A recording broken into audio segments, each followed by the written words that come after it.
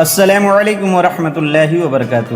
پیارے دوستو، میں محمد کیف پھر حاضر خدمت ہوں ایک نئی ویڈیو کے ساتھ۔ پیارے دوستو، حضرت ابراہیم علیہ السلام کی کہانی جنہیں اللہ نے بڑے بڑے امتحانوں سے نوازا، یہ ایک ایسی داستان ہے جو صبر، یقین اور قربانی کا سبق دیتی ہے۔ یہ کہانی نہ کیول ان کی آزمائشوں کی گواہی دیتی ہے بلکہ اللہ پر بھروسے کی طاقت کو بھی بیان کرتی ہے۔ حضرت ابراہیم علیہ السلام اللہ کے سچے نبی تھے۔ جب انہوں نے اپنے لوگوں کو بت پرستی چھوڑ کر ایک اللہ کی عبادت کی دعوت دی تو بادشاہ نمرود نے انہیں آگ میں جلانے کا حکم دیا، مگر اللہ کی رحمت سے آگ ٹھنڈی ہو گئی اور حضرت ابراہیم علیہ السلام کو سلامت نکال لیا گیا۔ اس گھٹنا کے بعد جب وہ اپنے گھر لوٹے تو ان کے والد نے کہا، اے ابراہیم، اگر تم اپنے اللہ کو نہیں چھوڑتے تو میرا گھر چھوڑ دو۔ حضرت ابراہیم علیہ السلام نے بنا کسی شکوے کے اللہ کی راہ میں گھر چھوڑ دیا اور مصر کی اور روانہ ہو گئے۔ مصر کے بادشاہ کو جب حضرت ابراہیم علیہ السلام کی نبوت کا یقین ہوا تو اس نے اپنی بیٹی حضرت ہاجرہ کا نکاح ان سے کر دیا۔ اس کے بعد حضرت ابراہیم علیہ السلام اپنی بیوی حضرت ہاجرہ کو لے کر فلسطین چلے گئے اور وہیں بس گئے۔ ان کی کوئی اولاد نہیں تھی جس کے لیے وہ دن رات اللہ سے دعا کرتے، اے میرے رب، مجھے نیک اور فرما بردار بیٹا عطا فرما۔ سالوں بیت گئے، عمر ڈھلتی گئی، مگر ان کی امید اور یقین قائم رہا۔ آخر کار 84 سال کی عمر میں اللہ نے ان کی دعا قبول کی اور انہیں ایک بیٹا عطا ہوا جس کا نام انہوں نے حضرت اسماعیل علیہ السلام رکھا۔ 84 سال کی عمر میں بیٹے کا ملنا حضرت ابراہیم علیہ السلام کے لیے انمول خوشی تھی۔ وہ اپنے بیٹے اسماعیل کو ہر وقت سینے سے لگائے رکھتے، چومتے، کندھوں پہ بٹھا کر بازار لے جاتے اور اس کے ساتھ ہنسی خوشی بتاتے۔ مگر ابھی اسماعیل کی پیدائش کو ایک ہفتہ بھی نہیں ہوا تھا کہ حضرت جبریل علیہ السلام آئے اور اللہ کا حکم سنایا، اے ابراہیم، اپنی بیوی اور بیٹے کو خود سے جدا کر دو۔ یہ سن کر حضرت ابراہیم علیہ السلام کا دل کانپ اٹھا۔ انہوں نے پوچھا، اے جبریل، میں اپنی بیوی اور بیٹے کو کہاں چھوڑ دوں؟ جبریل علیہ السلام نے جواب دیا، جہاں اللہ کا حکم ہے میں وہاں لے جاؤں گا۔ کل صبح انسانی شکل میں اونٹ پر آؤں گا، آپ انہیں تیار رکھیں۔ اگلی صبح حضرت جبریل علیہ السلام اونٹ پر آئے۔ حضرت ابراہیم علیہ السلام نے اپنی بیوی حضرت ہاجرہ اور بیٹے اسماعیل کو اونٹ پر بٹھایا اور خود بھی سوار ہو گیا۔ حضرت جبریل علیہ السلام کا اونٹ آگے آگے اور ان کا اونٹ پیچھے پیچھے چلا۔ فلسطین سے شروع ہوا یہ سفر شہر در شہر گزرتا رہا اور ایک مہینے بعد وہ عرب کی ویران زمین پر پہنچے۔ اس وقت وہاں کوئی انسان یا پرندہ تک نہیں تھا۔ حضرت جبریل علیہ السلام کا اونٹ 4 اونچے پہاڑوں کے بیچ ایک وادی میں رکا جہاں آج کعبہ موجود ہے۔ جبریل علیہ السلام نے کہا،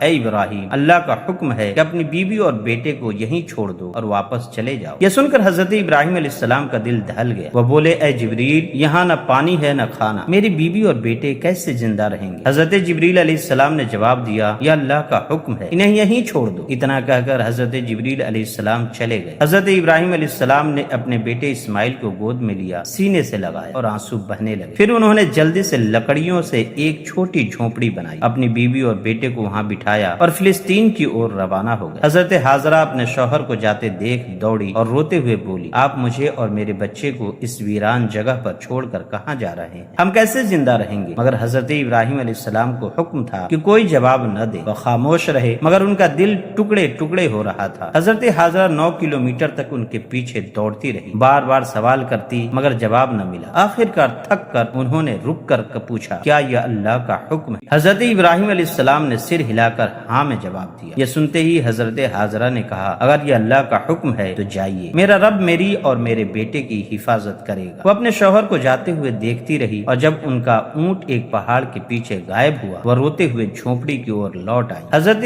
ابراہیم علیہ السلام نے پیچھے مڑ کر دیکھا اور حضرت ہاجرہ نظر نہ آئی تو ان کا دل بے چین ہو اٹھا۔ انہوں نے اونٹ روکا، سجدے میں گرے اور روتے ہوئے اللہ سے دعا کی، اے میرے رب، تیرے حکم پر میں نے اپنی بیوی اور بیٹے کو اس ویران جگہ پر چھوڑ دیا، یہاں نہ پانی ہے نہ کھانا، مگر تو ان کا پالنے والا ہے، ان کی حفاظت فرما۔ حضرت ہاجرہ اپنے ننھے بیٹے اسماعیل کے ساتھ اس جھوپڑی میں رہی۔ ان کے پاس تھوڑا سا پانی تھا جو 3 دن میں ختم ہو گیا۔ حضرت اسماعیل علیہ السلام پیاس سے تڑپنے لگے۔ حضرت ہاجرہ جو مصر کی شہزادی تھیں اب ایک بے بس ماں بن کر اپنے بچے کو بچانے کی کوشش میں تھی۔ وہ صفا پہاڑ پر چڑھی، شاید پانی دکھے مگر کچھ نہ ملا۔ پھر مروہ پہاڑ پر دوڑی، وہاں بھی مایوسی ملی۔ وہ 7 بار صفا اور مروہ کے بیچ دوڑتی رہی۔ اپنے بیٹے کو دیکھنے جھوپڑی لوٹتی اور پھر پانی کی تلاش میں نکل پڑتی۔ آخر تھک کر وہ صفا پر گر پڑی۔ ہمت جواب دے رہی تھی مگر بچی کی رلائی ان کے کانوں میں گونج رہی تھی۔ وہ اللہ سے فریاد کرتی رہی، اے میرے رب میرے بچی کی حفاظت کر۔ تبھی اللہ کی رحمت نازل ہوئی۔ حضرت حاضرہ نے دیکھا کہ ان کی جھوپڑی کے پاس زمین سے پانی کا چشمہ پھوٹ رہا ہے۔ یہ چشمہ حضرت اسماعیل علیہ السلام کی ایڑیوں کے پاس سے نکلا۔ جب حضرت جبریل علیہ السلام نے ان کے دل میں خیال ڈالا کہ اپنی ایڑی زمین پر مارے، حضرت حاضرہ نے سجدے میں گر کر اللہ کا شکر ادا کیا اور پانی کو اکٹھا کرنے کے لیے مٹی اور پتھروں سے مڈیر بنائی۔ یہ چشمہ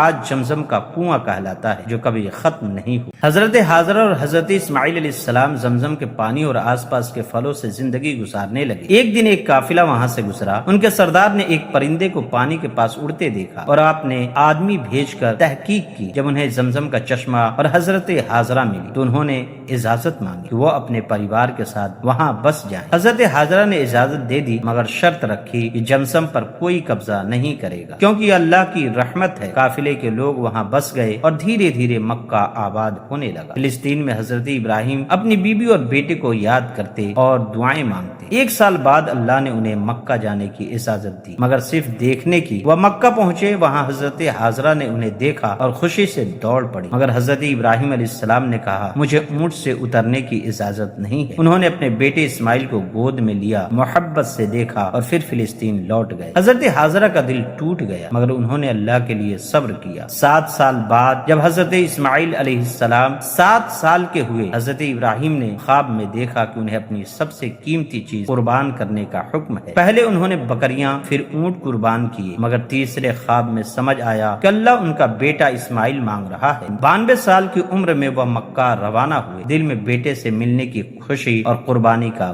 غم لیے۔ مکہ پہنچ کر انہوں نے حضرت حاضرہ سے کہا کہ اسماعیل کو تیار کریں، وہ اسے گھمانے لے جانا چاہتے ہیں۔ حضرت اسماعیل خوشی خوشی اپنے ابا کے ساتھ مینا کی وادی کی اور چلے۔ راستے میں شیطان نے 3 بار انہیں بہکانے کی کوشش کی مگر حضرت ابراہیم علیہ السلام نے ہر بار 7 کنکڑ مار کر اسے بھگا دیا۔ یہ رسم آج حج میں جمرات کے روپ میں قائم ہے۔ مینا پہنچ کر حضرت ابراہیم نے اپنے بیٹے سے خواب کا ذکر کیا، اے میرے بیٹے میں نے خواب میں دیکھا کہ میں تجھے قربان کر رہا ہوں، تیرا کیا خیال ہے؟ حضرت اسماعیل علیہ السلام نے جواب دیا، اے میرے ابا جو حکم ملا ہے اسے پورا کریں، انشاءاللہ آپ مجھے صبر کرنے والوں میں سے پائیں گے۔ انہوں نے کہا مجھے رسی سے باندھ دے تاکہ میں ہل نہ سکوں، میرے خون سے اپنے کپڑے بچا لے تاکہ میری امی کو غم نہ ہو، چھری تیز کر لیں اور میرا چہرہ زمین کی اور کر دیں تاکہ آپ کی نظر مجھ پر نہ پڑے، میری قمیض میری امی کو دے دینا شاید انہیں تسلی ہو۔ حضرت ابراہیم علیہ السلام نے بیٹے کو باندھا، چھری تیز کی اور گلے پر چلائی مگر چھری نے گلا نہ کاٹا۔ تبھی اللہ کی وحی نازل ہوئی، اے ابراہیم تو نے خواب سچ کر دکھایا، ہم نیکوں کو ایسا ہی صلہ دیتے ہیں۔ حضرت جبریل علیہ السلام جنت سے ایک میڈھا لے کر آئے اور اللہ اکبر کی آواز تھی۔ حضرت ابراہیم علیہ السلام نے میڈھے کی قربانی کی اور اسماعیل کو بچا لیا۔ یہ قربانی کی سنت آج بھی عید الاضحیٰ میں قائم ہے۔ مسلمان 3 دن تک دمبا، اونٹ، گائے یا بکری کی قربانی کرتے ہیں۔ گوشت کے 3 حصے کیے جاتے ہیں، ایک غریبوں کے لیے، ایک رشتہ داروں کے لیے اور ایک اپنے لیے۔ یہ رسم حضرت ابراہیم علیہ السلام اور حضرت اسماعیل علیہ السلام کی قربانی کی یاد تازہ کرتی ہے اور اللہ کے لیے تیاگ کا پیغام دیتی ہے۔ حضرت ابراہیم علیہ السلام، حضرت حاضرہ اور حضرت اسماعیل کی یہ کہانی ہمیں سکھاتی ہے کہ اللہ پر پورا یقین اور صبر ہر مصیبت کو آسان کر دیتا ہے۔ زمزم کا چشمہ